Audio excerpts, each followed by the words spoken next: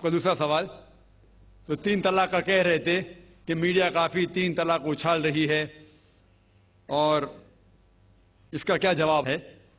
افسوس کی بات ہے کہ معاشرے میں، مسلمان کے معاشرے میں 3 قسم کی طلاق ہے۔ مسلمان کے معاشرے میں، سوسائٹی میں، ایک طلاق بدعت، طلاق طلاق طلاق ایک ساتھ میں ہو جاتی ہے۔ ایک طلاق حسن، جو طلاق دو، 1 ماہ رکو حیض کے لیے، پھر طلاق دو، پھر رکو، پھر تیسرا طلاق دو۔ اور تیسرا طلاق کے حسن، جو بالکل صحیح طریقہ ہے، جو قرآن شریف کے ہے، طلاق دو اور 3 ماہ رکو۔ قرآن کی آیت ہے سورہ بقرہ میں، سورہ نمبر 2 آیت نمبر 228 میں لکھا ہوا ہے کہ جب بھی آپ طلاق دیں گے تو 3 ماہ یا 3 حیض کی عدت ہے، تو طلاق پورے مکمل ہونے کے لیے 3 حیض یا 3 ماہ، 3 menstrual سائیکل اور 3 monthly courses مسٹ ہے، کمپلسری ہے۔ افسوس کی بات ہے کہ یہ جو اختلاف امت میں ہے اس کی ایک وجہ ہے۔ ایک صحیح حدیث ہے ابن عباس رضی اللہ عنہ، وہ فرماتے ہیں کہ محمد صلی اللہ علیہ وسلم کے دور میں 3 طلاق ایک ہی مانی جاتی تھی۔ حضرت ابو بکر کے دور میں 3 طلاق ایک ہی مانی جاتی تھی۔ حضرت عمر کے پہلے 2 سال کے دور میں 3 طلاق ایک ہی مانی جاتی تھی، لیکن اس کے بعد حضرت عمر رضی اللہ عنہ اس سچویشن کو دیکھ کے وہ کہتے اگر کوئی شخص 3 دے دیا تو 3 ہو جاتی ہے۔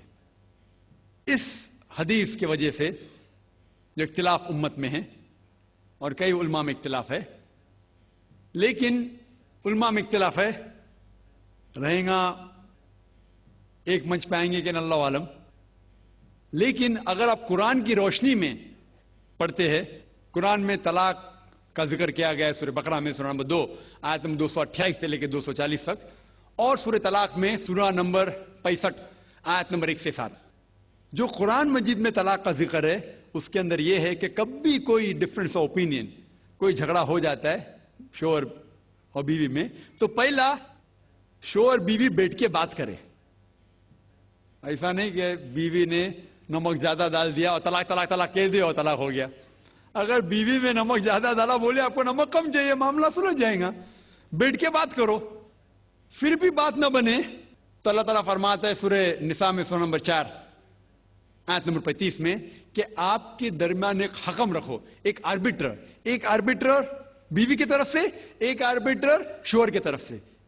مطلب آربیٹر، حکم کہتے ہیں آربیٹر کو، حکم رکھو بیوی کی طرف سے اور شوہر کی طرف سے، اور معاملہ کو سلجھا لو۔ پھر بھی اگر بات نہیں مانے تو آپ پھر طلاق دے سکتے ہیں۔ تو طلاق دیتے ہیں تو کئی اس کے کرائٹیریاز ہے کہ حیض کے وقت طلاق مت دو، جب آپ غصے میں طلاق مت دو، شراب کی حالت میں طلاق مت دو۔ اس کے بعد جب طلاق دیا جاتا ہے تو 3 ماہ رکنا چاہیے۔ یہ طلاق کے احسن ہیں، جو بالکل صحیح طریقہ ہے۔ طلاق دو اور 3 ماہ رکو، اور 3 ماہ کے اندر اگر آپ رجوع کرنا چاہتے ہیں اپنے بیوی سے تو رجوع ہو سکتے، الحمدللہ۔ اگر 3 ماہ تک آپ سمجھتے نہیں مجھے میرے بیوی سے الگ ہونا ہی چاہیے، تو 3 ماہ کے بعد، عدت گزرنے کے بعد، آپ دونوں میاں بیوی نہیں رہتے، آپ الگ ہو جاتے۔ لیکن اس کے بعد اکثر مسلمان بھی نہیں جانتے یہ قرآن کی آیت کیا ہے۔ قرآن شریف میں لکھا ہوا ہے سورہ بقرہ میں، سورہ نمبر 2 آیت نمبر 232 میں کہ اگر وہ شخص اپنی پرانی بیوی سے پھر سے شادی کرنا چاہتا ہے تو مت روکیے۔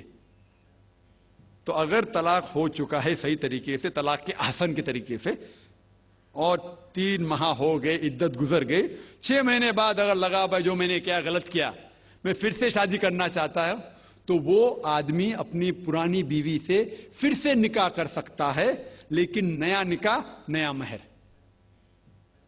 نیا نکاح نیا مہر، جو کئی مسلمان نہیں جانتے۔ افسوس کی بات ہے کہ ہم مسلمان قرآن کو ترجمے کے ساتھ پڑھے ہی نہیں، صحیح حدیث کو ترجمے کے ساتھ پڑھے ہی نہیں۔ اگر ہم قرآن شریف کو صحیح طریقے سے پڑھیں گے اور صحیح حدیث پہ عمل کریں گے تو یہ جو غلط فہمیاں ہیں دور ہوئیں گی، اور پھر سے اگر شادی ہوئی پھر سے آپ ساتھ میں رہ سکتے، پھر سے پرابلم ہوا تو پھر طلاق دو، پھر 3 ماہ رکو، پھر سے الگ ہو جاؤ، پھر سے آپ چاہتے پھر سے شادی کر سکتے۔ 3 बार जायज है, तीसरे बार आखिरी बार है, उसके बाद आप फिर से शादी नहीं कर सकते जब तक वो दूसरी किसी से शादी नहीं करे। लेकिन मैंने अपनी जिंदगी में एक भी शख्स मेरे जिंदगी में नहीं आया जो तलाक के हसन किया, सही तरीके से तलाक दिया, अलहदा हो गए, फिर निकाह हो गया, फिर अलहदा हो गया, फिर निकाह हुआ, फिर अलहदा है। मैंने कोई भी शख्स मेरे जिंदगी में पूरे दुनिया में ऐसा शख्स के बारे में सुना ही नहीं जो सही तरीके से किया और बिछड़ गया, फिर से शादी की, फिर से बिछड़ गया, फिर से निकाह के, फिर बिछड़ गया, फिर शादी करना चाहता है। अगर आप सही तरीके से कुरान के ऊपर अमल करेंगे तो ये नौबत आएंगी नहीं।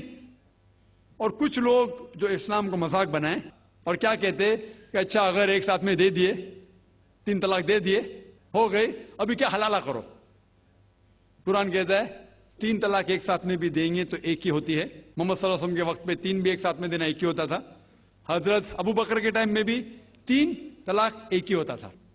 हजरत उमर के दौर में लोग जो कहते 3 तलाक 3 होती है, कई उलमा कहते हैं कि उनने ये अपने फतवे पे रुजू किए और उन्हें अफसोस था कि ये फतवा उन्हें दिए, और कई लोग कहते नहीं उनका फतवा सही था।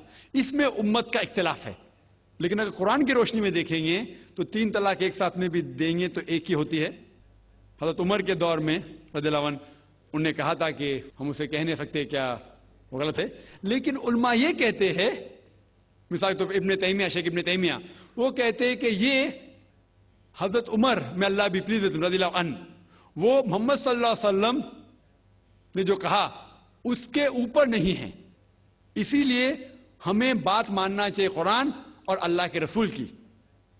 इसके अंदर हजरत उमर में अल्लाह भी प्लीज थे रज़ियल्लाहु अन्हु, उन्हें रुजू किया, इसीलिए वो कहते कि 3 तलाक भी होंगी तो एक ही होती है, 3 नहीं होती। इसमें उम्मत का इख्तिलाफ इसलिए है कि हमने कुरान पढ़े ही नहीं।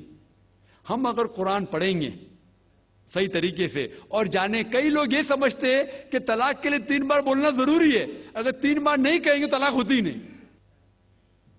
वो उनकी नादानी है, वो उनकी जहालत है।